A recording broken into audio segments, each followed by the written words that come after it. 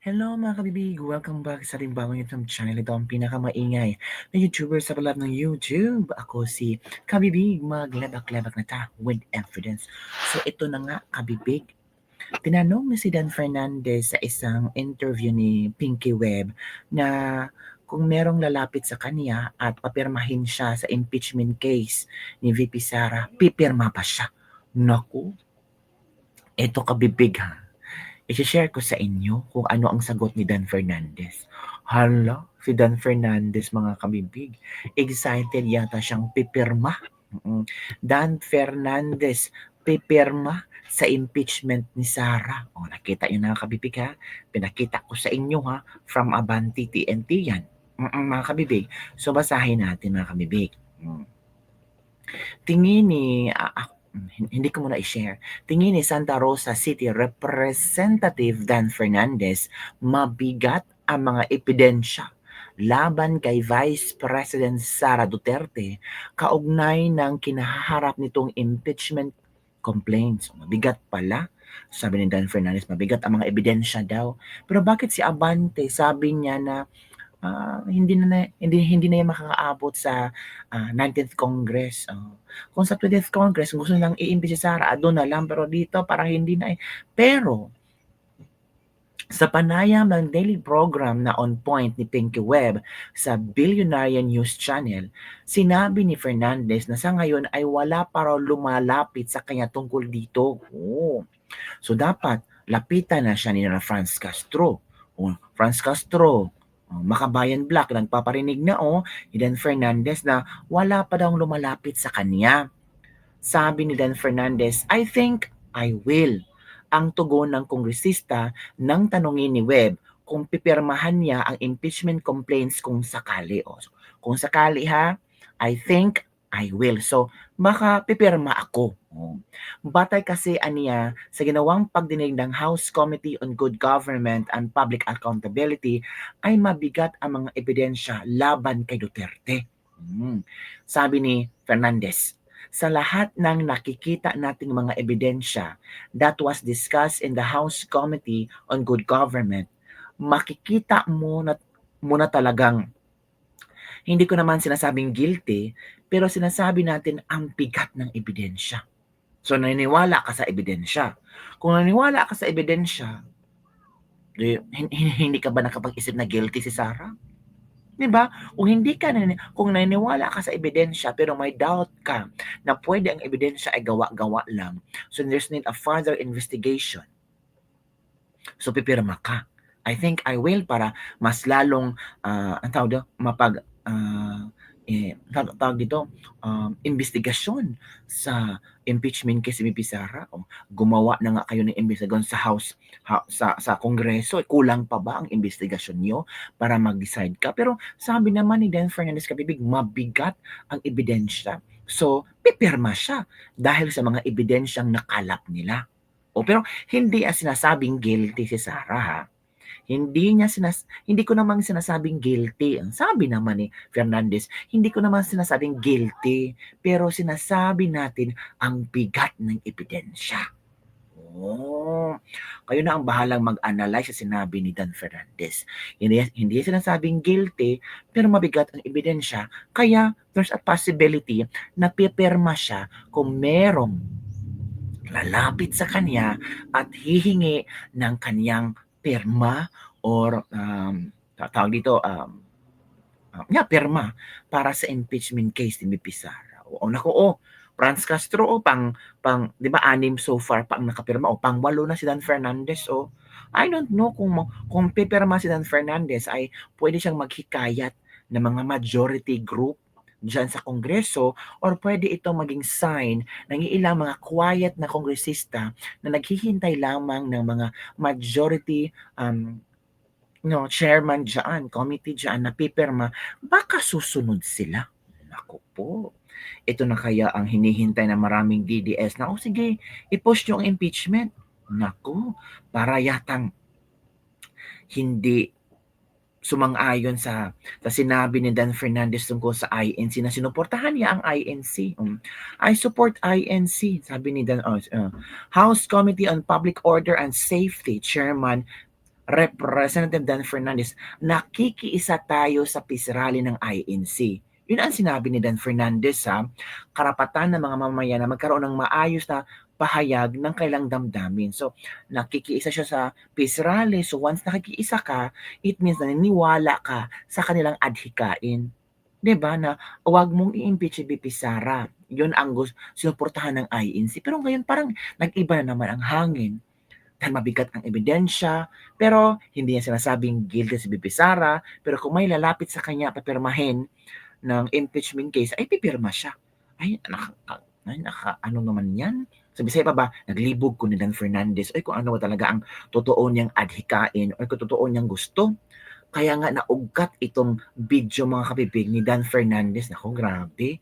Dan Fernandez, ang mga tao, inugkat yung yung video mo na nakipag-usap ka sa mga mamayang Pilipino. Ito kabibig, hindi ko naman may-ari ang video ito, pero makinig tayo.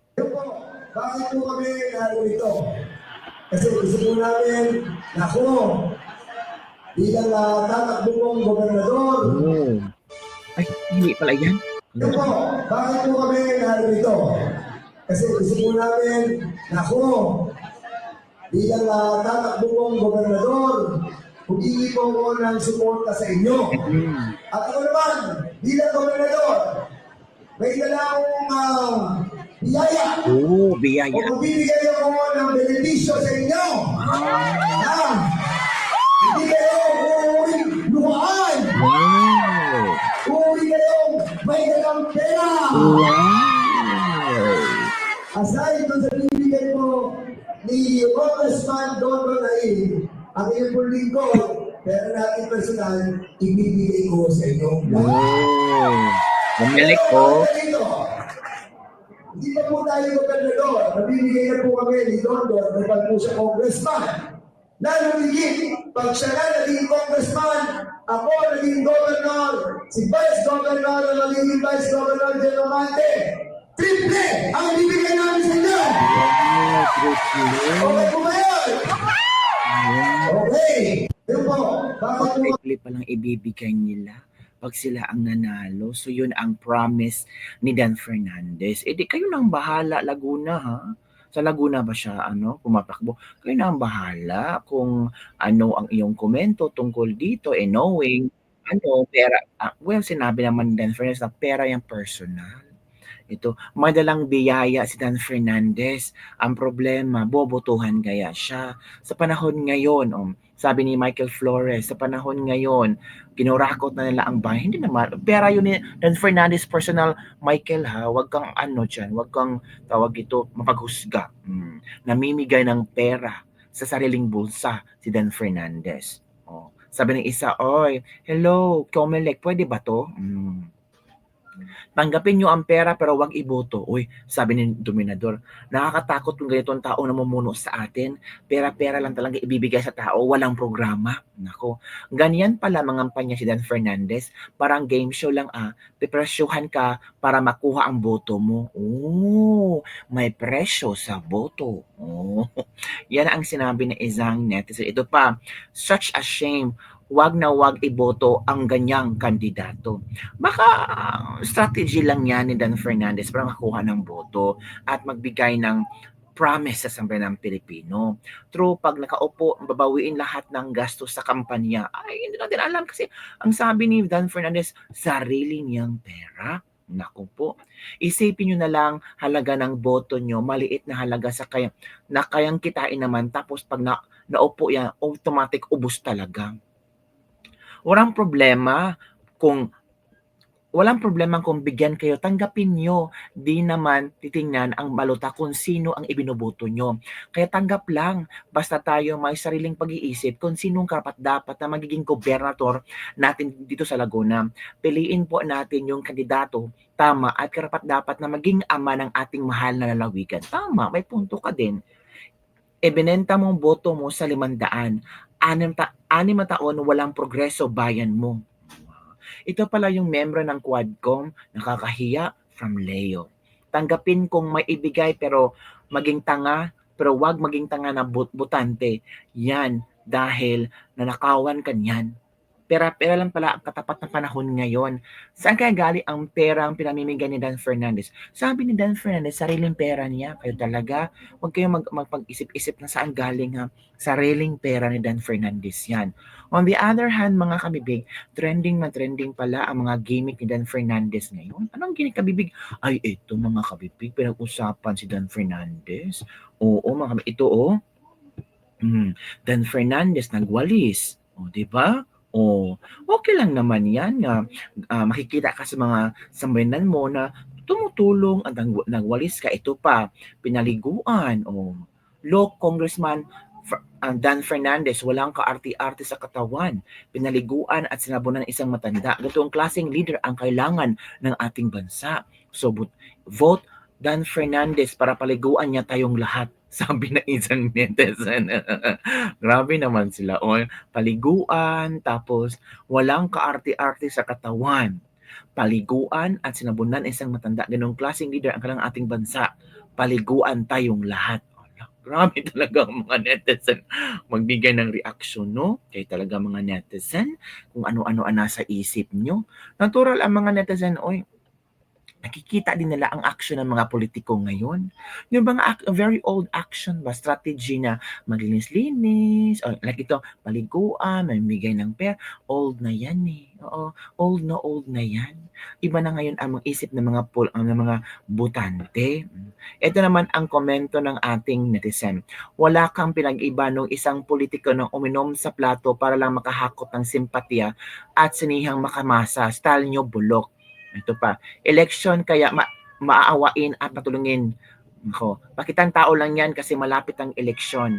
Ako, yun ang mga komento ng ating mga netizen. Pati pusa nag-react kasi gusto din ng pusa na paliguan siya ni Dan Fernandez. Agoy, koy. So, yan lang po mga kabibiga. Alam niyo naman ang mga netizen, mag-react talaga sa mga photos. Uy, ganun talaga. Huwag nating anuin. Ganun talaga sila. Mag-react sila. Tapos, ito pa ang bait naman ni Dan Fernandez, naglinis sa kalsada. I don't know kung latest photos ba ito ni Dan Fernandez na sumakay sa e-bike, pero kung ano ba to? I don't know ba kabibigha kung totoo ba ito. Pero in fairness naman ha, may ibubuga din si Dan Fernandez actually. Tinatawag na lang Mr. Google, pero may ibubuga naman siya. 'Di ba? Kung isipin nyo, is doing his job naman as a congressman sa Quadcom. Kaya nga sabi niya na pipirma siya sa impeachment case ni BP Sara pag may lalapit sa kanya kasi nakitaan niya na mabigat ang mga ebidensya. Pero sinasabi niya hindi guilty si BP Sara. Sinasabing hindi naman siya guilty pero mabigat ang mga ebidensya. So yun mga kabibig. So it means kung makapagsalita si Dan Fernandez ng ganyan, it means may nagawa siya. May ginawa ang Quadcom, mga kabibig. 'Di ba? So kayo nang bahala. Kayo nang bahala kung ano sa tingin niyo. Kung yun ang gusto ni Dan Fernandez, panindigan niya. Kasi alam naman niya kung ano ang tama at mali. At the same time, matagal na siya sa politika. So alam niya kung ano ang mga consequences, either it's positive or negative, kaya ni Dan Fernandez. Dan Fernandez pa ba? Ang dami ng bashers niya. Ang dami ng sabi na Sir Google, mga P and F, hindi siya makapronounce properly. Pero malakas pa rin si Dan Fernandez. In fairness naman, magaling din siya, sabi ng ibang mga butante ba? Mga pro Dan Fernandez. Yung sasabi lang, yan ang aming Dan Fernandez. Magaling. Magaling magliko ng matanda. Kayo talaga. Yun lang ang bibigyan ating Ladies Lebak-Lebak for today. Don't forget to like, subscribe, and share this video para sa mga trending news na ating pag-uusapan. At shoutout sa ating mga OFW dyan. Kumusta na kayo? Nakapag-isip-isip na ba kayo kung sinong bubutuhan nyo? Lalo na ang ating mga OFW sa Amerika. Nakapanumpa na si Trump. Nakapanumpa na si Trump. So maraming mga ang tawag dito, mga EO na pinirmahan si Trump ngayon. So magbasa kayo kung ano ang mga action na gagawin ni Trump dyan. So yung iba happy, yung iba hindi. Pero kung ano man ang takbo ng panahon, kung gusto niyang umuwi sa Pilipinas for good, umuwi na kayo kasi masarap ang Pilipinas actually. Kahit ang gobyerno natin naguguluhan tayo, pero pagkasama ang pamilya, lahat ng problema malulutasan. And I know naman na kaya natin kasi Pilipino tayo 'di ba? Sanay tayo sa mahirap. Malapit na election ha. Alam niya na ang gagawin. Bye everyone. See you next time.